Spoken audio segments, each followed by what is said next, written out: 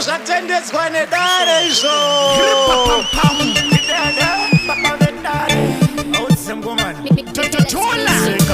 Zvosaitas mama varohwe pusi.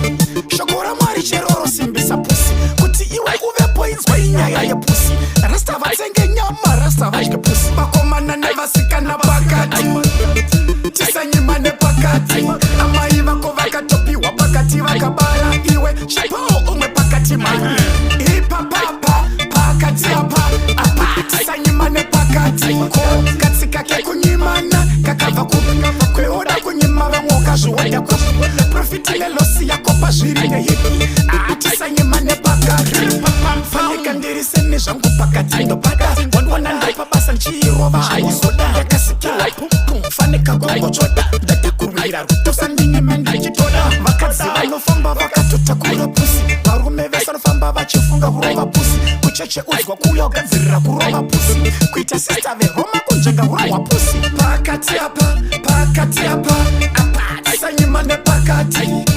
Ipapapa pakati apa apa tisanyima nepakati. Ko katsika kekunyimana kakava kweoda kunyima vamwoka zviwanda profiti nelosi yakopa zviri nehipi atisanyima nepakati. Zvosaitas mama vetwenavo sex. Shoko raMwari cheroro simbisa sex. Kuti iwe uvepo inzwa inyaya yesex. Madzibaba vanwe doro asi vakuru vesex. Komana nevasikana pakati, tisanyima nepakati. Vakatopiwa pakati vakabara iwe chipo umwe pakati mani. Pakati apa apa tisanyima nepakati.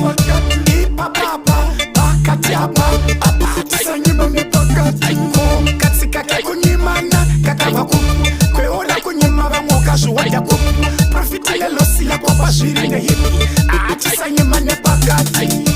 Baby zvainobura inida kuwena pusi, asapindi tugumane sezviweti zviwebuditsa penisi tobva taita 6 kunzi huri kunza kudushaya 6. Vakadzi vanofamba vakatotakura pusi, varume vese vanofamba vachifunga kurova pusi. Kucheche udzwa kuuya ugadzirira kurova pusi, kuita sista veroma kunjenga kurova pusi.